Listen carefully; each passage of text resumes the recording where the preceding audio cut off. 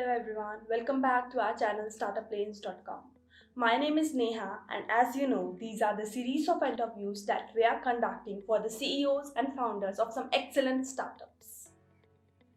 For today's interview, we have with us Mr. Shabbir Habib, the founder and CEO of Emporio Ventures.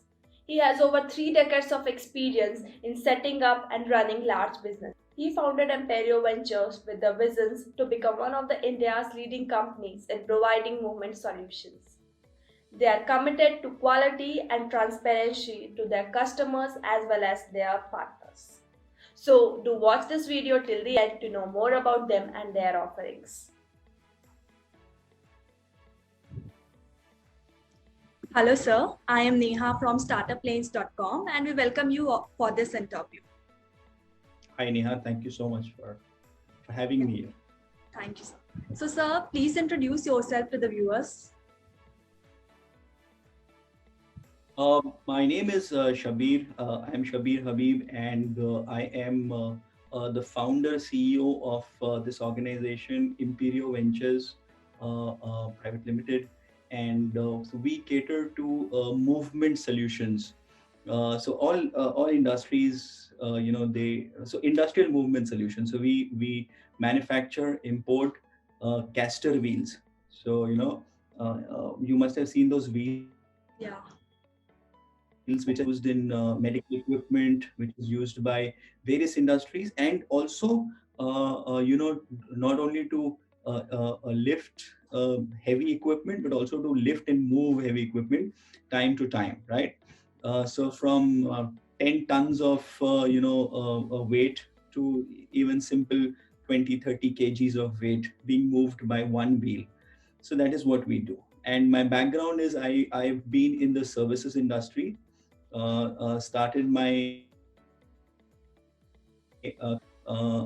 was part of the BPO space, then moved to HRO and the staffing space. I was the CEO for about 10 years of one of the top 10 organizations in the country. In the month of May 2019, I always wanted to do something of my own, and I realized if not now, then probably never. So in May 2019, I decided to move, or rather to take the plunge, okay, and August 2019, it was incorporated on the 8th day of August. So that's Yes, sir.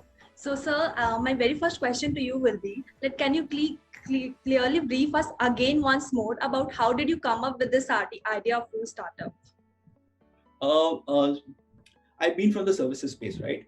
And Yeah. I've seen the services space. I've been in financial space, and then moved to the banking, not to the BPO space. In the BPO space, we were catering to almost all industries at that point in time. Banking, be it non-banking financial companies, be it aviation, be it telecom. We saw a lot of innovation which happened, right? If you remember. There was a time when we filed returns also which were physical, right? TDS returns were filed physically. There was one time when companies like TCS and Infosys had to send truckloads of paper to the department, right?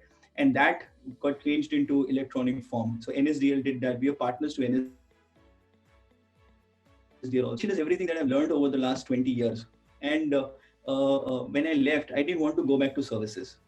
I said, I've done too much of services. Why not do some bit of product? Luckily, I had a friend of mine who've been in this space, doing movement solutions for about 7-8 years. So he said, look, there's a lot of work that can be done in the industry. We need to innovate. We need to do things differently. And that's where, the interest, the interest came. And I said, look, let's do something. India, as far as products are concerned, is still the traditional market where, you have a shop, you have a customer comes to your shop, or you go to his factory, then you sell the material. How do you really do it what automations can you bring to the table? How do you really improve? Absolutely. And it interested me. So there was a market as well. And that is where I said, look, this is what I want to do. So I wanted to move out of services, and two, there's a huge potential to do a lot of things differently. as far as this market is concerned. Thank you, sir. And sir, moving on to our next question. So it is, what was the most difficult part when you were in the early stages of your startup? Look, for me, it's been it's been very different. Um, Incorporated in the month of August 2019. My first of my products was in December, and and we saw the first lockdown in March. Yeah. I saw lockdown. We came out of the lockdown luckily. Now services, some bit of work was already there. A lot of banks, a lot of financial companies, insurance companies, they are part of the essential services. Some bit of work was there, but I realized being in product, you need the shops to open. You need transports, to be working for you to move the product from one place to another, and you're not essential. So we really saw a complete lockdown as far as our lives are concerned. We came out of that, right? And so there've been challenges, not only when we wanted to launch, so the challenge of actually somebody wanting to set up a company in India.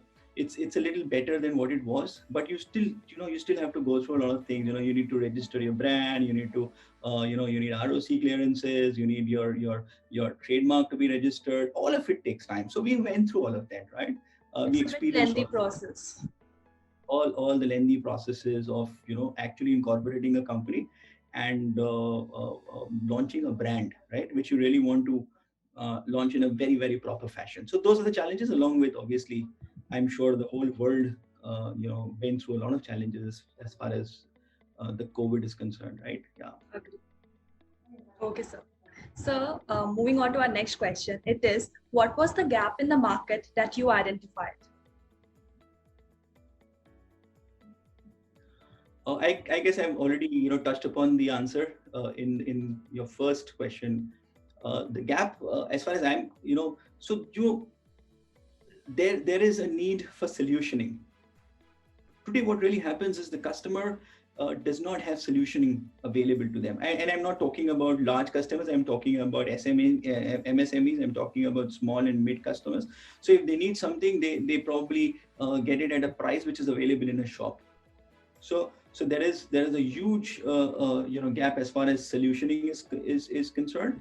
And then the next bit is, how do you really create a brand which is available to them, which they can really vouch upon, and they get it easily, very close to them, right? So a good brand and available to them locally, right? So we've set up a lot of distribution channels, networks, and we are now market permitting us, lockdowns permitting us, right? We wish to create more hubs, right, where the material be available locally to them. So that's the next thing that we're trying to do. The gap, as I said, of course, solutioning and creating a brand which is addressing the MSME requirements as far as movement solutions are concerned. Okay, sir. So please throw some light upon your business model so that our viewers can know about it. Very simple business model. Okay, nothing. It's not a technology company. It's not. There are features. It's a very simple formula. There is a requirement for good products, right? India is already manufacturing, so we've tied up with a lot of foreign partners where we are producing products which are superior in quality and also affordable, right? And the next thing that we're trying to do is we're trying to be close to them. So which is the next phase. So we've created. I guess you can see some of the products that are here. So this is a wheel which probably even wheel, right? So this is what we are trying to do at the moment. Okay, sir. So the next question is, did your friends or family help you with funding your startup, or did you approach to the investors? No, I've not approached any fund, any bank. Yes, this is completely our own funds, family and our fund that we've used. So we're just about 2 years, and in 2 years again, as I said, 7 months were lost because of the COVID situation. So whatever we've done with our own internal. That's good to know, sir. So, what factors do you see impacting your business over the coming years? Uh, it's a very challenging situation. I think not only me, but even the large corporates, the conglomerates, the top 100 organizations in the world today are probably pondering on what is really going to happen, right? And I don't think anybody has a fix on what's really going to happen. It's very What I believe is, unpredictable. yeah, Yeah. what I really believe is that one has to become agile. One has to become adaptable to the situations. One has to build models which are built according to the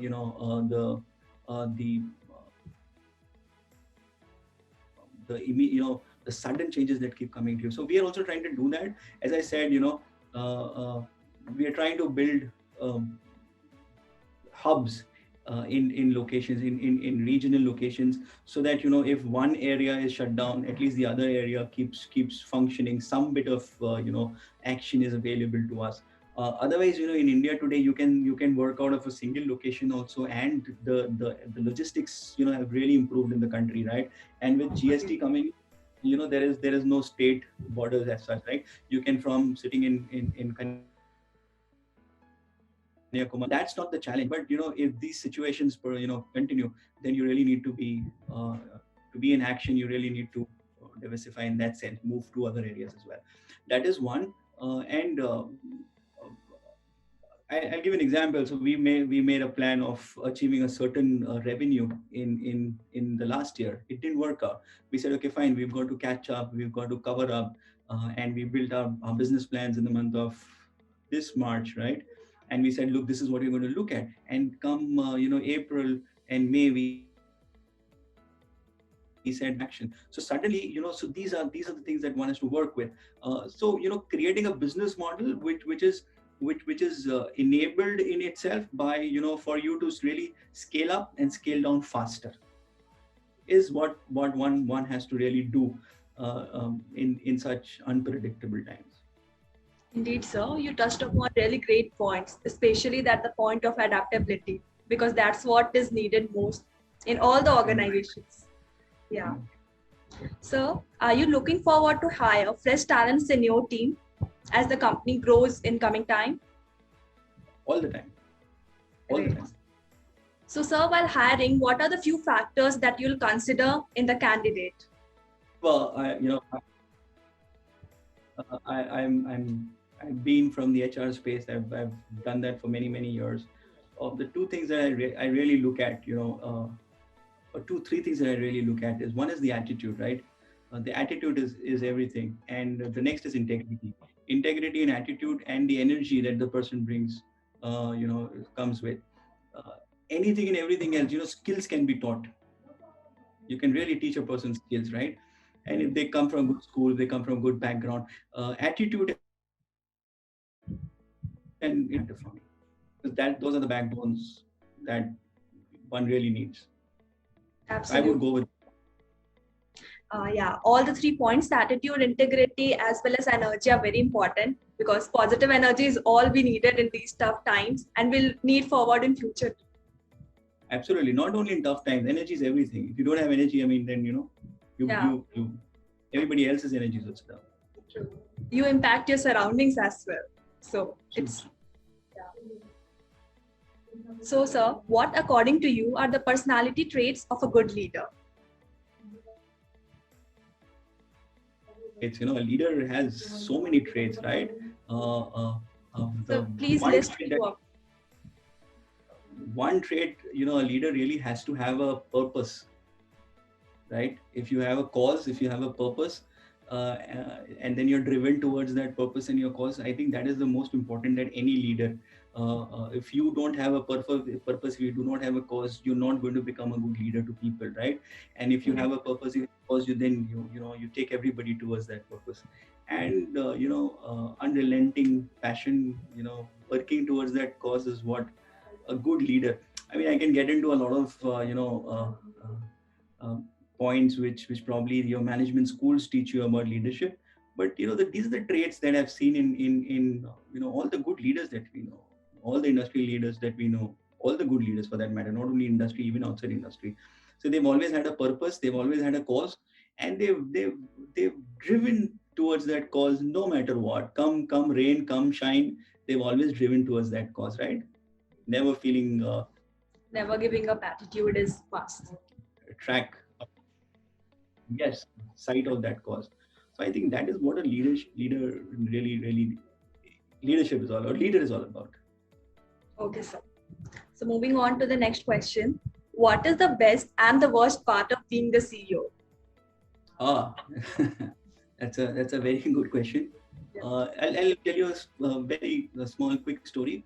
I Sure. remember many years back, when I was probably in my early days of managerial jobs, right? When my chairman told me that, and I was growing, right? I was growing pretty fast. Mhm. He told me that, look, as you grow, you start becoming lonely. You know, and when you become the CEO, you're the loneliest person because you have nobody there, right? Because you're there, and everybody. So you start becoming lonely, and the reason for he telling me that was, that the buck stops with you, right? The decision stops with you. I mean, all the difficult decision will then start stopping there. So that is one of the worst parts of being a CEO, as you put it. Of course, being a CEO, then the good parts obviously that you can drive the business, and if you really want to achieve some things, so whatever you do, you're answerable, you're responsible. At the end of the day, that's how it Accountability is. is there. Yeah. Yes, at one point in time, I had a board of directors who questioned me. Today, luckily, I have family boards, so that situation was there. But then, I remember those days. Those days were better because I knew that there's somebody who's going to ask me questions. So those were the things that drove the CEO also, and which was also, obviously, if you're not questioned, then you're not going anywhere. So. Okay, sir. It was like a great insight on being the CEO and on the lives of the CEO. So, describe a time you had to make a tough decision regarding budget cuts or organizational structure, and what did you do, and what was the result of the same? The this is going to be an experience for almost everybody in the last, as again, we keep coming back to the pandemic situation this country or the world has seen. So there were so many decisions that one had to take, right? So one of the decisions was, uh, we do not, so we wanted to start a couple of locations, right? We wanted to start them, so we could not start them. So those were difficult decisions, or rather, when I look back today, I probably think, yeah, these are the right decisions. Otherwise, you cannot travel, and when you start a location, you really need to be there yourself. Now today you can't even travel, forget that. You do not probably have a hotel which is going to host you, right? In such Agree. situation. So yeah, so those are the decisions that we had to take. We had to take certain decisions of uh, not doing. So we also import a lot of material, right? So we had to take decisions on not importing. So we had to take all those decisions, and those were very difficult decisions, because we, as a startup, we had a lot of plans, we had a lot of energy, we had to do with a lot of road shows, road activities that we wanted to do. Nothing of that sort we could manage to do. In fact, today is a time when we keep talking to ourselves and saying, look, how do we slowly grow? How do we really, catch up? And in short bursts of time, right? Can we do this in the next 2 months? Because we see 2 months, at least the times are going to be better.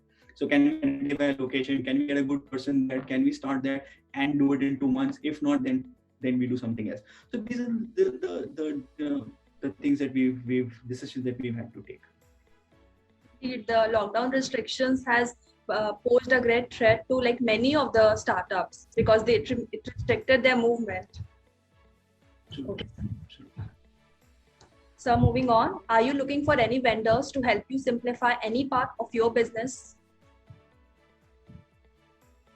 So today, uh, when I really look at my business, we are doing a lot of things. So we have traditional softwares like a Tally or whatever to do our accounting.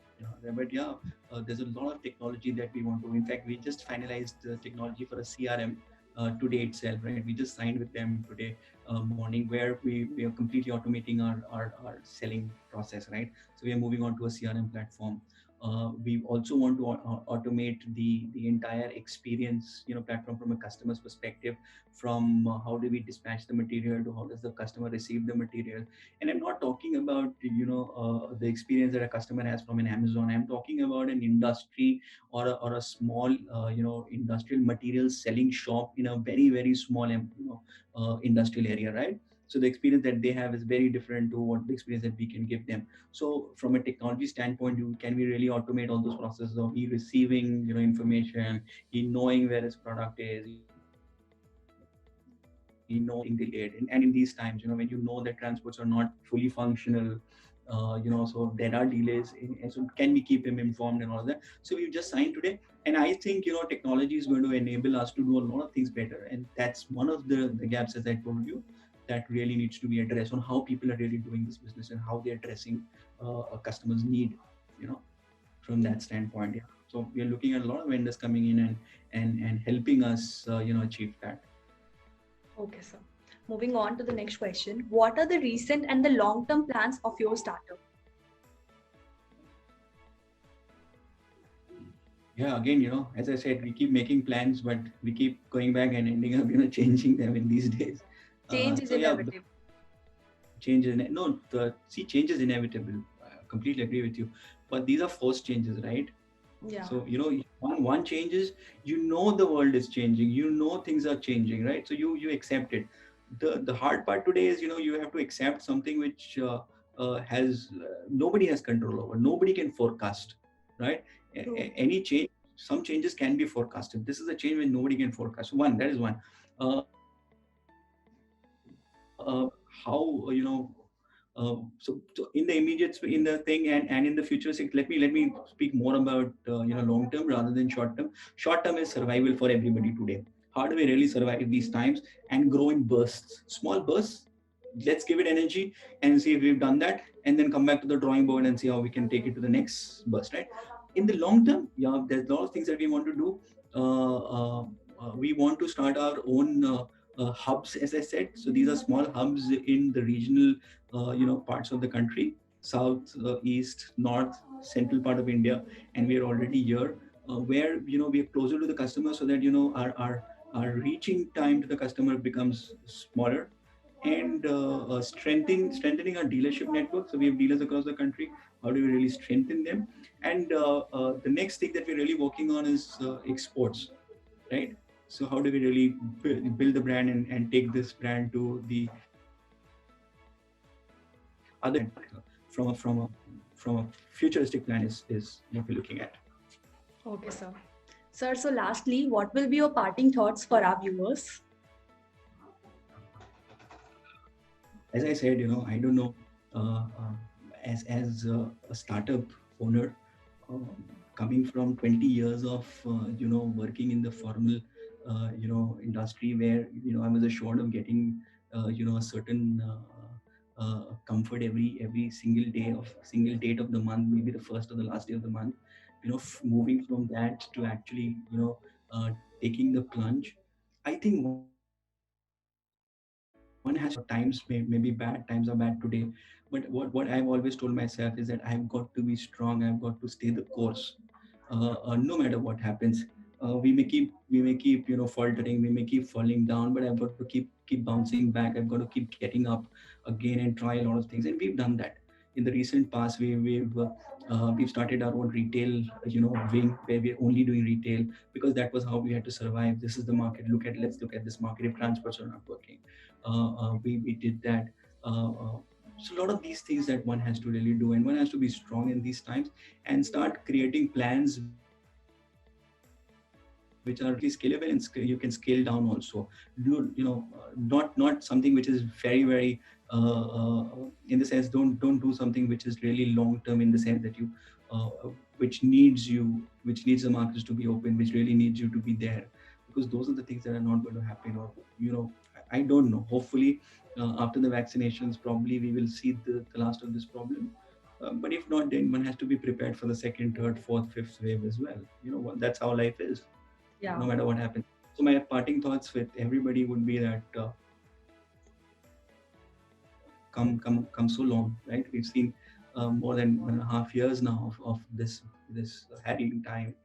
We've seen our family members, we've seen close friends, we've seen instances, we've seen loss of life of Yeah. very very close people. We've come out of that as well. I think we've got to stay the course. We've got to stay strong. We've got to stay positive, and I think we'll beat this phase as well, and we'll come out smiling and stronger outside at the end of. Absolutely, sir. We are hoping for all the things to be good and better soon. And I'm hopefully, sure. yeah. I'm sure. Yeah. So, sir, it was great having you with us over here. And thank you Yeah. for your time. And we wish you all the best for all your future endeavors. Thank you so much, Nia. It was a pleasure, and thanks for having me and Thank you, sir. asking me questions. Thank you so much. Thank you, sir. Bye.